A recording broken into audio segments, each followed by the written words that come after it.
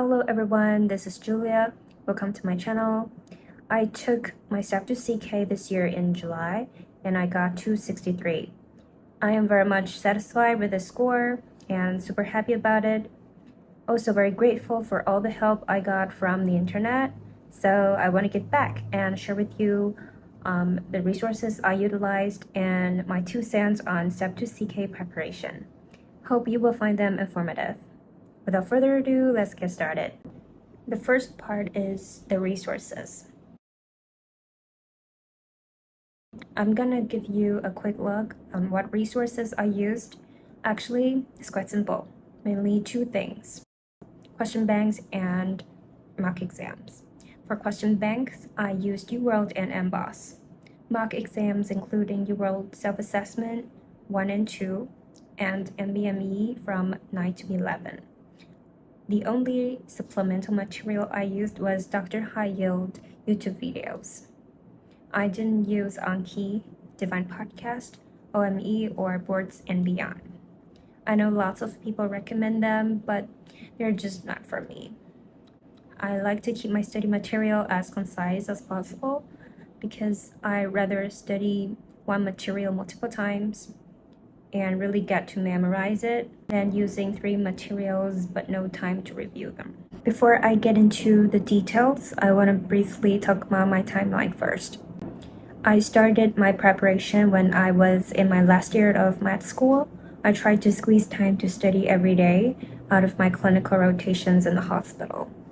In short, I spent 8 months studying from September 2021 to July 2022.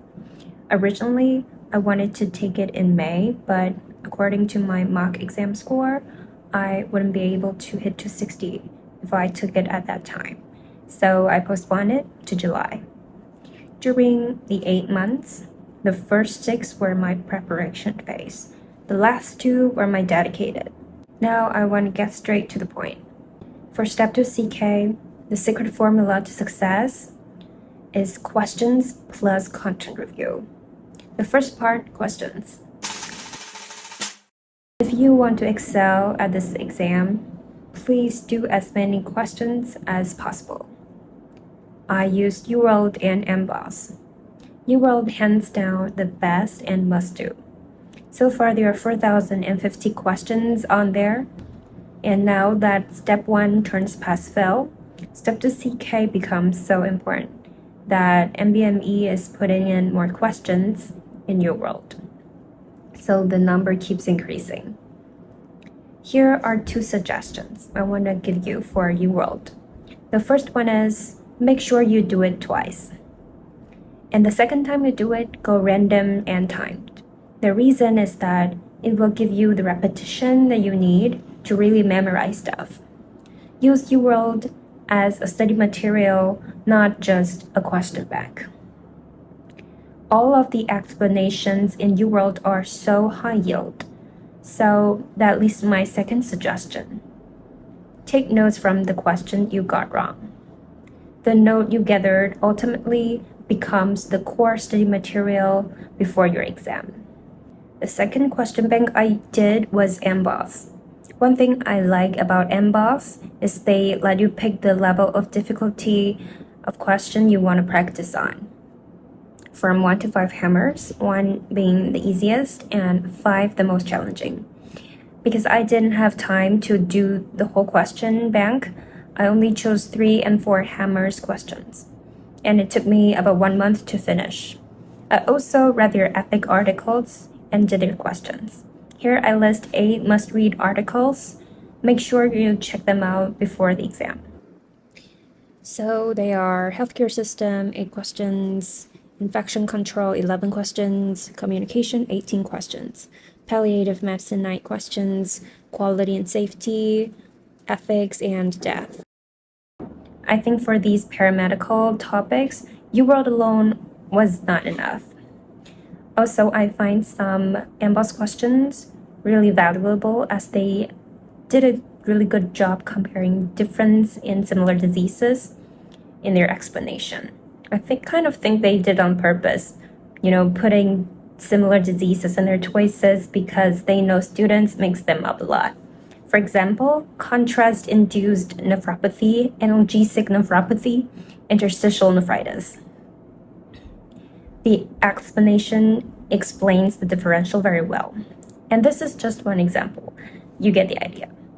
However, some questions, I'd say about 20% of the questions are a bit too detailed. For example, in Hodgkin lymphoma case, they might want you to know the exact chemo drug to use instead of just knowing giving chemotherapy. Overall, I still think it's a very good question bank, so I still recommend you do it aside from UWorld. The second part is content review. Like I said in my last video, doing questions is like drawing the dots.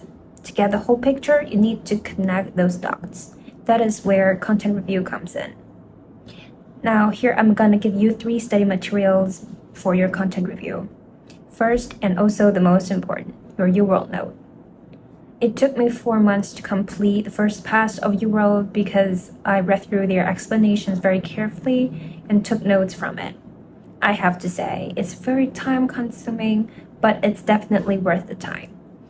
Because it's your own note, you know what words to put in, what pictures, and what page.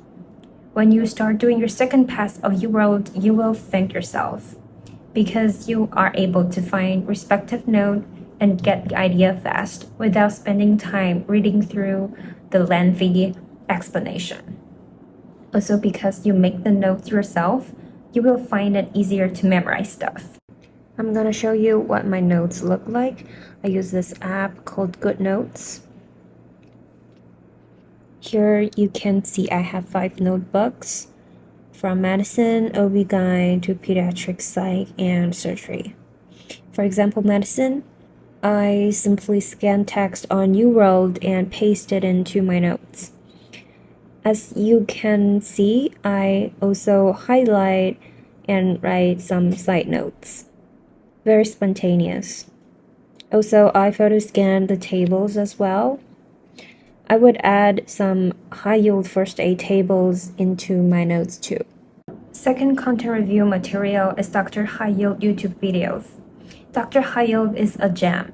I particularly like his internal medicine, pediatrics, OB-GYN, and surgery rapid review sessions. It takes you 12-ish hours to finish. If you can understand 90% of what he says, you're ready for the exam. Because it can be so mind-draining sometimes to go through your notes. That's when Dr. High-Yield's videos come in. You can review the most concentrated content within a very short amount of time. I personally could only understand 50% and had to pause many times in the middle to make sure I get everything he says. But the second time I watched them, I could understand 90%. When I didn't feel like studying but also feel guilty doing other stuff, I watched Dr. High-Yield's videos. Changed the vibe a little bit, also didn't feel like I was wasting my time. The third content review, I'm gonna give you 2 specific topics that are USPSTF and vaccine schedule. US Preventive Services Task Force. Basically, you have to know all the screenings and testings, at what time, for what age, for what gender. That is a lot of information, but they do come up a lot. And the guideline keeps changing, so make sure you memorize the most updated version. What I did was I screenshot the tables on emboss and highlight correspondingly after I got questions wrong. For the vaccines, make sure you not only memorize the schedule for kids, but also for adults and certain populations as well, like HIV patients. They will test you on those stuff as well.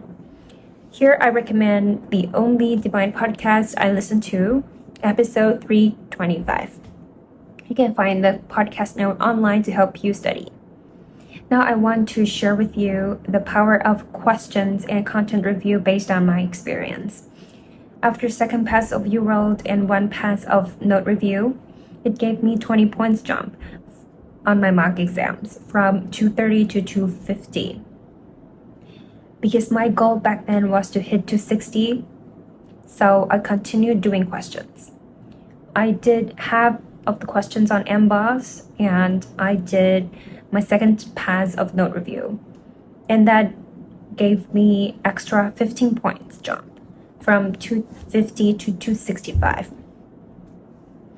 The very first mock exam I took, I believe it was UWorld Self-Assessment 1, I only got 230.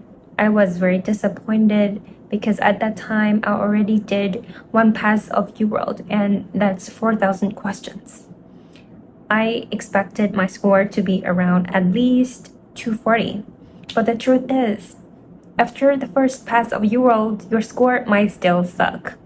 But don't get beaten up. Keep going, do second round, and focus on the trend of your scores and adjust your study plan accordingly. That's more important. The only regret I have is that I wish I had gone to questions directly instead of watching videos. At first, I was very ambitious. I purchased Boards and Beyond and downloaded all of their slides, but I eventually discarded them because it's not an efficient way to study. I ended up wasting a month of my preparation time. If you are doing the same, please go straight into UWorld and start doing questions. Because at the end of the day, you still have to spend same amount of time on UWorld anyway. Why not start earlier and focus on the most high-yield material? At the end of the video, I just want to say, trust each moment, believe in yourself, fixate less on numbers, and focus more on what you have learned. I know this is easier said than done and might sound a bit cliche, but hear me out. During the first few months of my preparation, I felt overwhelmed and my emotion was easily affected by those numbers, whether it be the correct percentage of some UWorld block or my mock exam scores. But what really helped me was my mindset switch. When doing questions, I think I was preparing myself to become a better doctor in the future. I think about how I might use this knowledge to help my patient someday instead of memorizing stuff for exam. This mindset is a game changer. It gave me the feel to keep going when I was in a bad state, feeling discouraged or unmotivated.